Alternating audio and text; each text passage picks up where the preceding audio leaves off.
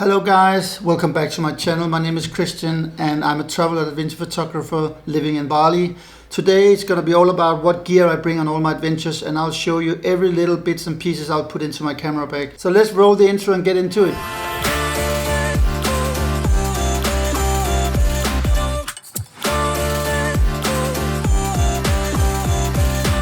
Alright, so I just came back from a trip, so everything is still in my camera bag, which is quite convenient for this kind of video. So let's just start to empty the bag onto this table and have a look.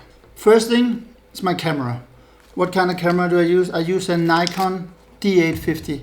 It's a DSLR. It's a camera with a lot of megapixels, and I really love this camera. I'm not religious when it comes to camera bodies at all, but I've been shooting Nikon since 2012, different models, but I've never tried mirrorless cameras. I'm a little bit of an I don't know what I am, but I just love my good old DSLR camera. It's a little heavy. I might be looking into a mirrorless, but right now I'm still using this one. I love the quality of these, especially when I'm editing. There's a big dynamic range, very big files. It can be blown up everywhere. Lenses. Let's start with this one that is on here. The Sigma 24 to 105. This is probably one of my most used lenses.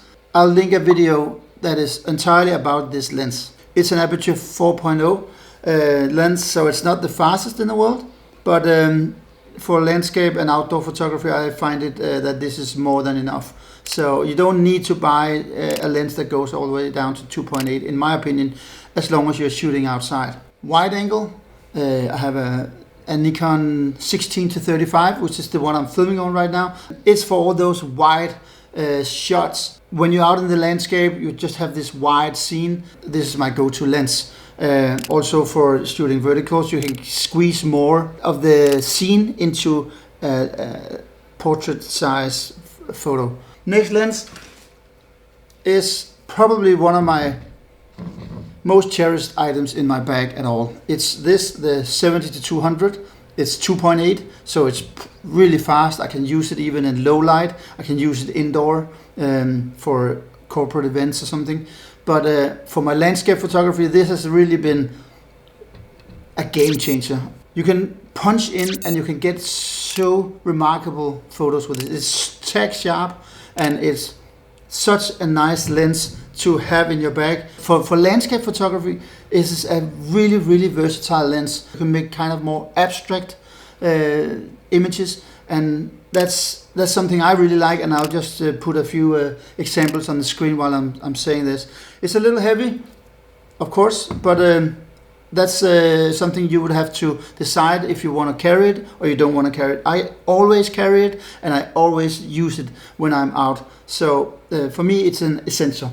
I have a little other thing that goes with this, and it's a 2x converter. What this essentially does, it goes on here, and then it makes this lens essentially 140 to 400 millimeter, which is a lot. You can really get close to wild birds and a small squirrel in a tree, or you can really punch in when you're in these mountainous scenes where you have all these layers. You can punch in and you can make photos that you cannot make without this combination, or without at least having a 400 or 500 millimeter lens. I get some photos that I will otherwise never be able to get. Next, another thing that has really been a game changer in my photography. Let's just put this over here. The Mavic 2 Pro. This drone has been living in my bag for the last 14 months, and I've been using it so much. It's definitely taken some time to learn to fly it and not be super stressful while flying. I've had my bad drone karma. I have this one that is with the Hasselblad lens, and it's a phenomenal lens. I can't believe the quality that this drone puts out sometimes. If you're just flying in good light, you will not be able to see the difference sometimes from a photo that is taken with my camera and the one that is taken with a drone. So it's quite impressive, and of course it goes without saying that this gives me the opportunity to make photos that I would otherwise never be able to take. I'm especially a big fan of the top-down photos that you just fly up and look straight down. I really enjoy it. It's something that I could not any longer live without in my camera bag. I would never go anywhere without it. Okay, let's get rid of that one. Okay, let's get rid of this drone. Like that. And another game changer for my drone photography is the DJI Mavic 2 Pro Smart controller. Up here I have all my gear that I'm talking about right now. I'll stick a link in the description so you can, in your own pace, see the whole thing through. What is so good about this is because it eliminates all use of your mobile phone. So you don't have to use your smartphone anymore when flying, because I have this. That was one of the reasons why I was just a little bit stressed out when I was flying my drone, because maybe my phone, my iPhone was only at 50% or something, and you just, and all these loose cables, and I just hated it. And it's just nice to be able to fly a drone without having to think that where is your smartphone and is it charged or is it fully connected and all this shit. This just connects every time. It's made the whole experience flying a drone so much more enjoyable. Another thing is the screen is 1000 nits, so it's much brighter than your phone is. So how often have you been standing somewhere in the bright daylight or in just outside, and it can be really difficult to see the screen on your phone, and if you can't see, how do you make great photography with your drone then? So this bright screen is, I can't recommend it enough. It's for sure way overpriced, as many of DJI's products are, but this is probably the one I would recommend the most of all the overpriced products that I've ever bought. This is really great. I have a filter set. This is the Polar Pro filter set that has 3 different ND filters, which is basically sunglasses for your drone. When you make video, you can make it look very good. But I also use it for photography, and there's also 3 different ND combined with polarizing, and that is really good for flying over a lake or somewhere you're including water and you are trying to take out the reflection in that. Let's get on with this. I forgot before that I also have one filter actually for my camera, and that is an ND10, which I basically use for long exposure photography to stop down the shutter speed in the bright daylight. Have a look at the video from Nusa Penida, and you will see several examples of how creative you can be with just this one filter. And I'm not a big fan of filters. I don't have a big bag of filters. I actually almost only bring this one. It's been said many times, but the best way to describe this is it sunglasses for your lens or for your camera. So you'll be able to make the whole scene much darker, which you can prolong the shutter speed, and you can get these You can get this smooth look with the smoothen out water and stuff like that, and in the river and waterfalls, and it can just be very dreamy. It can really enhance your travel and landscape photography in a really nice way. This is a quite new addition to my camera bag. It's the DJI Osmo Action waterproof camera, so you can take it swimming, you can dive with it, underwater photography, and just for doing crazy stuff, jumping out of a cliff or something and dive into the water. And I also use it a little bit as a vlogging camera.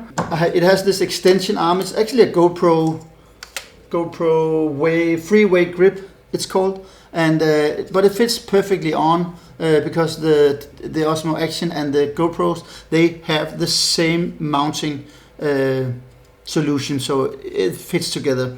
So, and it can be extended, so you can and another little really great thing about this that I just want to mention is that in the grip you can turn this around. Oh, water comes out. I used it in in the ocean not long ago, and you can see that it doubles as a little tripod, which is quite handy when you're going around and you're vlogging, you're talking to yourself, and you can just put it down somewhere, and you can use both your hands to show that. Another thing that I'm always bringing on all my trips is a notebook, and of course something to write with, because there's always little notes that I need to take, and then I'm done and you go on and you can just vlog on. So that's a really great thing. The notebook goes there, this one goes here, like that. What else? Something I forgot before with the drone, I have 3 batteries in total, which I think is absolutely minimum. I'm looking to buy a 4th one. I think I'm very often in situations where I am not able to fly long enough. You can basically fly around 20 minutes on 1 battery, so that means you can fly for 1 hour, which sounds like a lot, and sometimes it is, especially if it's freezing cold, like at this beautiful canyon in Iceland. First I used maybe almost 1 battery just to scout around and find compositions and get a grip of the area, and you almost used 1 whole battery just for that. And then the second one, I start to film for travel films or for clients, or for my vlogs. There's basically just 1 battery left for taking photography, and that means that sometimes I just feel like I have to come down too early, and I would just like to have that 4th one, so I'm gonna buy that. I think that's a good thing. All right, those goes over there, and of course you also need a tripod if you want to do long exposure photography. I have this one. It's called the adventurous System Go Plus Aluminium Tripod with monopod. Okay, it can also be a monopod. I've never used it like that. I only use it as a tripod. If you want to see my relationship, my love-hate relationship with tripods, there's a video about that as well that I'm gonna put in the end of this video. And it's not too heavy, but it's still sturdy enough so I can make like 20-30 second exposures without any shaking. I had a really shitty Manfrotto one earlier that basically couldn't go above 5 seconds. Then the whole thing started to be blurry, and that's not the idea. A little thing that I just also want to mention, this L bracket that I have on my camera. This basically lifts on my camera because it makes it possible for me to go from this mode to this mode very, very, very quickly, and that's something I think is absolutely essential to keep everything stabilized and to keep your camera centered above the tripod. Let's maybe have a look at the bag itself. All right, this is my favorite bag ever. It's pretty big, but I have another bag I can show you afterwards for smaller day trips and stuff like that. It can hold all this gear that I'm talking about. Also room left for bringing an extra jacket, and I can have the tripod inside the bag, which is something I really prefer instead of having a tripod hanging on the side or on the front of the bag. I just don't like that. I love that my tripod can be inside the bag so nobody can see it. You're a little bit under the radar if your tripod is hidden. If it's outside of your bag, everybody's thinking, oh, that's a very serious photographer there. And if you are, sometimes you're you just want to be keeping it low and not be grabbing too much attention. I just love that the tripod can actually go inside this bag. Basically, this bag just holds everything. I don't know if you can look into it. It just have all these compartments. You can of course configure it exactly like you like it. Inside my bag is also lens cloths. Always stick lens cloths everywhere in your bag. Another thing I also bring is these little pumps, so you can get rid of dust. Let's just remove this bag a little bit, and I will show you the other bag. Pro Tactic 450 from Low Pro. So that's a smaller bag that I used to use a lot, and now I almost never use it. Good bag. Smaller items that I always bring as well. Power bank. This is a Movi 20,000 ounce, or what it's called. It can just really charge your phone and your laptop and stuff like that many times. So that's really, really good to have. This one always stays in my bag.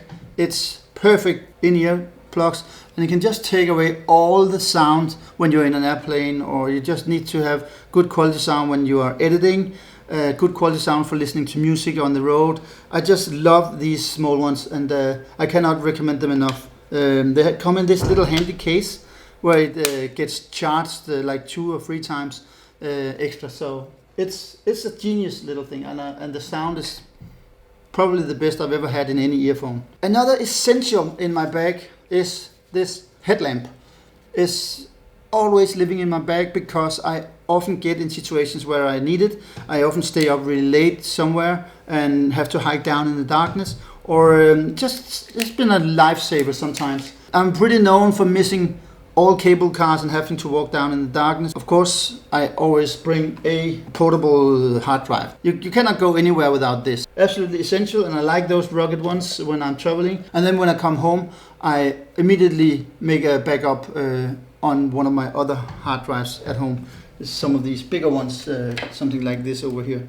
Card reader for the XQD cards that my camera uses.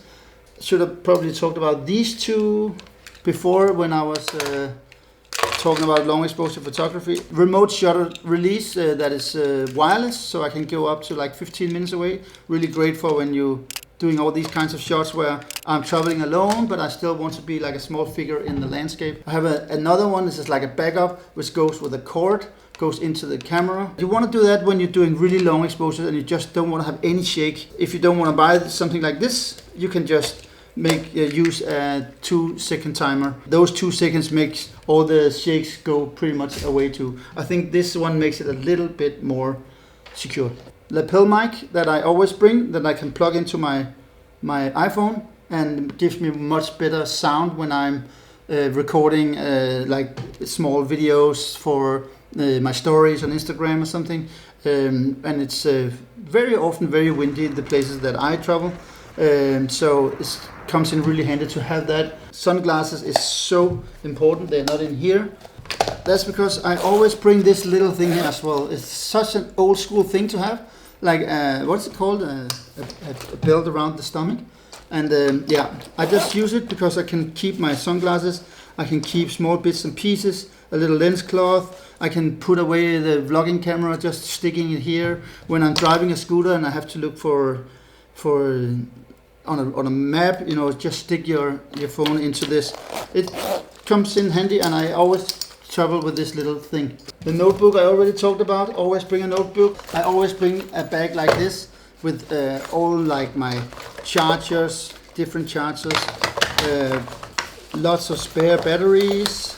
You see, I actually bring something like 5 or 6 batteries for my camera. And another little thing that is absolutely not related to photography, but that can totally ruin your photography experience, is if your feet hurts. So Compete, something to put on those sore feet when you've been hiking 5 hours somewhere and you still have 5 hours to go back. I'll stick a link to this overview of all my gear.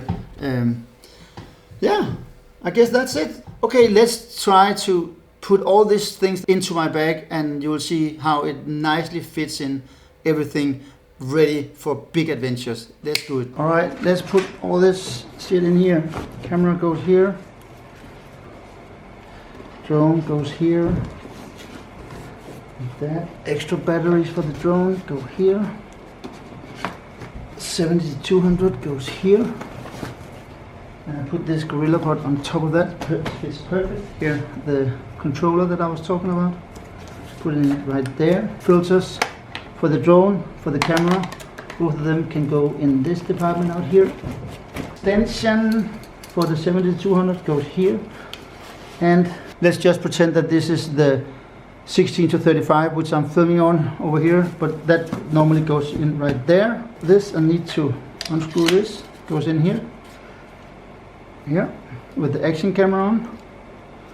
Actually just goes right there, together with the drone. The extension arm is also going here. Let's zip this one up.